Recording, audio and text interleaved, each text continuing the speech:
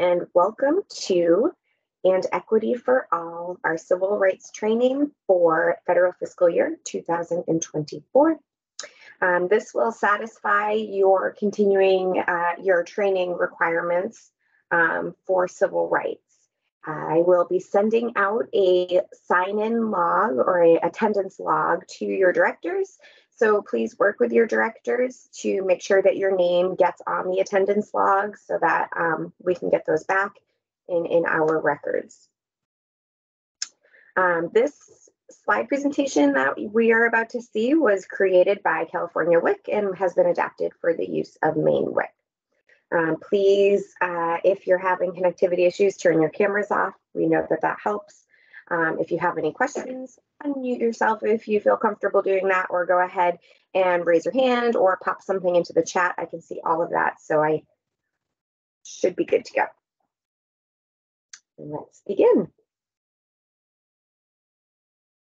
Equity for All Civil Rights Training. The USDA, so the purpose behind this training, the USDA requires that all WIC staff attend a civil rights training annually to prevent discrimination.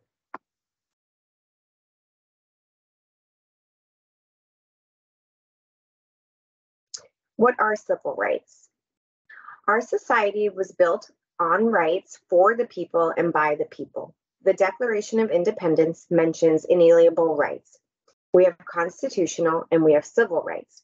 Civil rights are the rights of individuals to be treated equally. All civil rights categories must be honored and protected to ensure all people are treated fairly.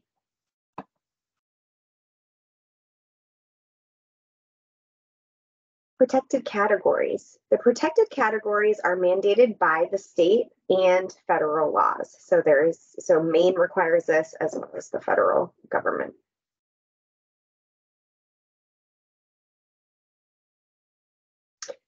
Both state and federal WIC protected civil rights categories are listed in the rights and responsibilities through SPIRIT, through the MIS. And you can also find these on our webpage.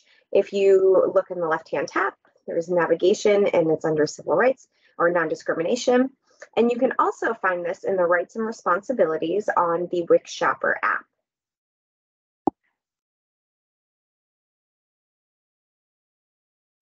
Here is a list of the federal protected categories. So federal would be race, color, national origin, age, sex, disability, creed, and sexual orientation. And per the Bostock memo of May 5th, 2022, FNS has changed the non-discrimination protected parties to now include gender identity or sexual orientation. This means that all complaints will now be sent to the federal government. We no longer, before we had the separation where we would send certain things to the state and certain things to the federal government. Now all discrimination complaints will go to the federal government.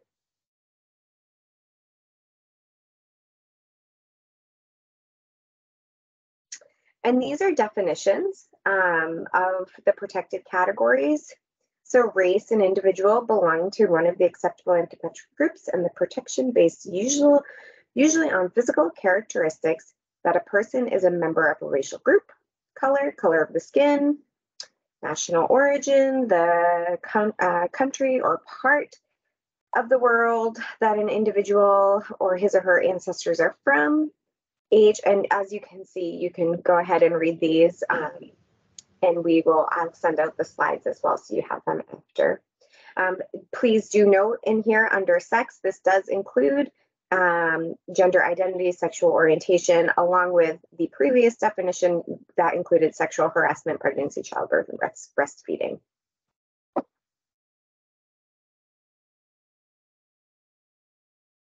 In addition to these protected categories, the USDA also requires accommodations for individuals with disabilities and or limited language proficiency.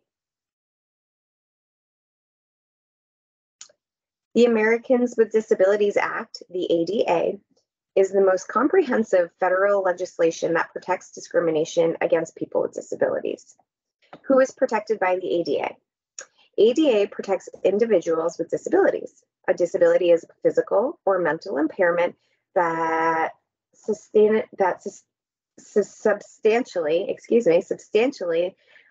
limits the individual's major life activities. Major life activity means functions such as caring for oneself, performing manual tasks, walking, seeing, hearing, speaking, breathing, learning, and working. This includes functions of the immune system, normal cell growth, digestive, bowel, bladder, neurological, brain, respiratory, circulatory, cardiovascular, endocrine, and reproductive functions. In addition, women, infants, and children must be accommodated if medically or nutritionally warranted. This is where we would take into consideration the nutrition tailoring. ADA mandates reasonable accommodations. Reasonable accommodations is a modification or adjustment to enable individuals with disabilities to have equal access to benefits and privilege of the services of the program. So this would include things such as changing existing facilities to make sure they are more accessible or usable, acquiring or modifying equipment, modifying tests, training materials, or policies to accommodate program participants with disabilities. Limited English Proficiency, LEP. State and local agencies must take reasonable steps to ensure meaningful access to program information and services, program information and services by people with limited English proficiency. These services include providing interpreters and providing materials printed in different languages. So who is protected? Individuals for whom English is not their primary language and who have limited ability to speak, read, write, or understand English. Local agencies must adhere to the LEP policies. Procedures taken by the local agency staff to adhere to these policies include proper identification of individuals needing language assistance, consistent provisions of interpreter services to these participants, and documentation in participant records when interpreter services refused. Service provisions for LEP participants may depend on the number and frequency of the LEP participants served. Volunteers or children may be used if they are competent enough to understand and interpret English. A shortage of resources does not eliminate the LEP requirement. Now we will review some potential causes for civil rights complaints. Stereotyping. So stereotyping is a preconceived or oversimplified generalization involving involving beliefs about a particular group. It's what we think about a group of people. And I'm sure we can all come up with some examples of these on our own. Stereotypes can be negative or positive. It does not consider individual characteristics based on what we hear, read, or believe, based on how someone supposedly thinks or behaves. There's prejudice. Prejudice is a rigid, unfavorable judgment or opinion formed beforehand without knowing or examining the facts. Prejudice is often a prejudgment, not factual, and can be based on race, gender, nationality, social class, or disability. Discrimination is the act of treating people differently due to our prejudice. This is our behavior toward an individual group. Discrimination involves associating individuals to a group we've assigned them to. And these usually include keeping people out of keeping people out of activities or places, treating people with less respect, denying people certain things, not providing the same opportunities to everybody. And this could be training and care opportunities or WIC services. And discrimination is illegal. So as you know, in WIC, we do collect this information. So why does WIC collect ethnicity and race data? All USDA funded programs are required to collect this data. Data is used to determine how well WIC is reaching potential eligible participants. So it helps to identify areas that we need to focus our attention and provide more outreach to make sure that we're serving all populations.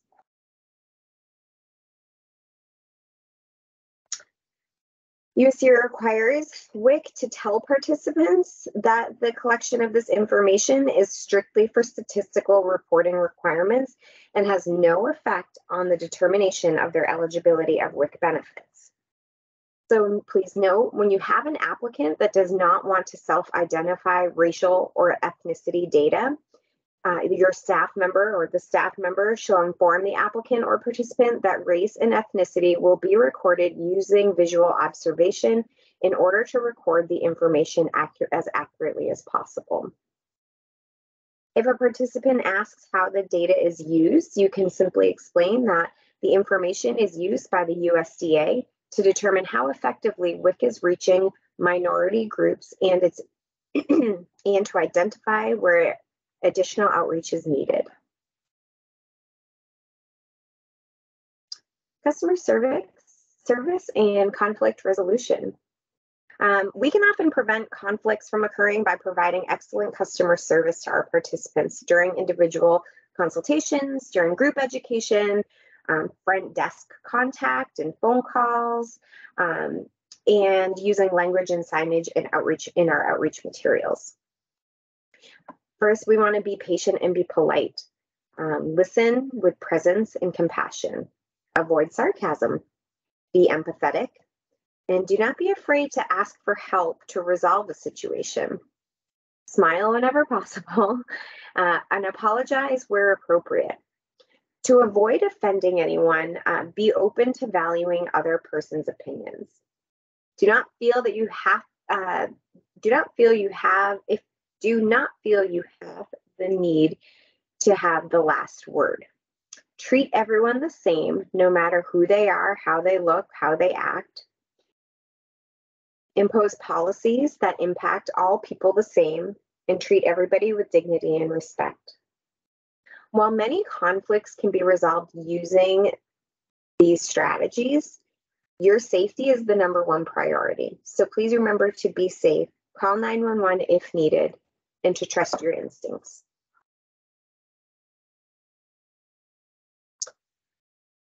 Complaints. What are the local agency's responsibilities? So if a participant claims to have been discriminated against, there are certain steps that need to be followed. Step 1, apologize to the participant and inform a supervisor immediately. Note, the participant has up to 180 days after the incident to report the complaint. Complaints may be written, they may be verbal, and they can be anonymous. Step 2, if the supervisor cannot resolve the situation, share the rights and responsibilities information in our webpage and on the WIC Shopper app with the participant. Assist the participant with filing a complaint if necessary. In the Maine CDC WIC policy CR4, we provide more detail on how to file a complaint. And then step 3, send the complaint to the address listed here. If the participant files the complaint him or herself, provide the addresses for where they should send the complaint. Note, the agency must respond to this complaint within 5 days. When this happens, you must protect the individual's confidentiality. Details of the complaint should be only shared among people who need to know. So WIC supervisors the person filing the complaint, the state WIC civil rights coordinator, and the staff involved in the incident. Next, we're going to talk about public notification.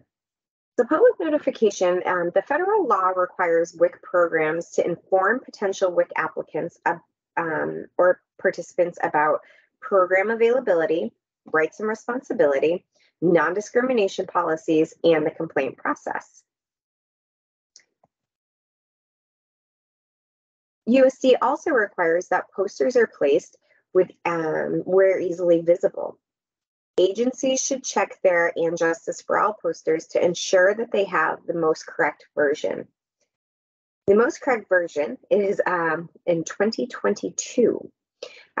Please, I know that we are still waiting on the newer, there is a new version that's supposed to be coming, and we have not yet received those from FNS, but when we do receive them, we will be sure to take a look. We'll be sure to send those to you. And I apologize, I said that it was updated in 2022. The posters are going to say 2019, but it was updated, the wording was updated in 2022. So there are two kinds of non-discrimination statements. There's the full version and then the shortened version. Maine WIC program policy CR1 provides details on the use of each of these statements and when it is appropriate to use each one with published materials. The non-discrimination statement is not required for educational or in breastfeeding promotion and support materials that strictly provide nutrition messaging and can simply carry the WIC logo with no other mention of the WIC program. The shortened statement may be used if the material is too small to permit the full statement. However, it must be the same size as the body of the text to ensure that the importance of the statement is not overlooked. Again, you can see more about this. Full details can be found in policy CR1. And the shortened statement is as simple as: this institution is an equal opportunity provider. So compliance, all of this information that we shared with you, how do we make sure that there is compliance? We do this during monitoring visits. So when the state agency conducts a program evaluation or management evaluation review, an MER, we check to ensure that WIC clinics comply with the civil rights laws and regulations. We check that staff attend an annual civil rights training. If we find that the agency has missed any of the civil rights requirements and that they're not in compliance, if a local agency is not in compliance with civil rights laws and regulations, the agency will develop a corrective action plan to resolve the errors. And then we will, at the state agency, follow up with the local agency to ensure that everything has been corrected. So now just some updates. In October of 2023, so in a couple of next month, we have submitted our state plan. And when that's published, you'll see that there are a few changes that have been made to our civil rights policies. No major changes, really. This is just more of an administrative change in the language access policy. Basically, what our language access policy is now requiring is that we have a universal Excel document that all local agencies will document their translated appointments onto. These cannot be sent to us in PDFs. They cannot be sent to us by fax, and they need to be sent by email to the appropriate address, to the appropriate email address. They're due within a couple of days after the first of the month so that we can be sure that we process these appropriately and that we get the bills paid in time. And then again, this is part of your management evaluation review, making sure that there is compliance with the language access policy.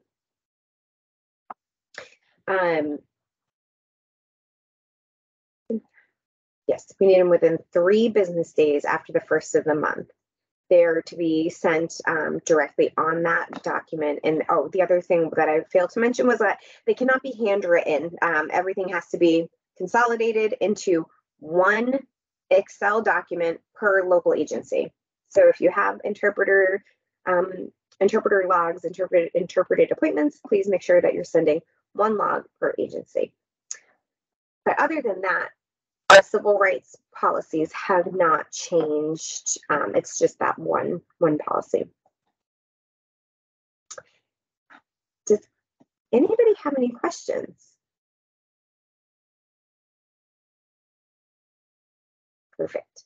Well, I would like to thank all of you for joining us today. Again, I will send out the sign-in sheet for the training so that you can work with your local agency director, get your name on that list, send it back to us so that we can ensure that everybody gets credit for attending today.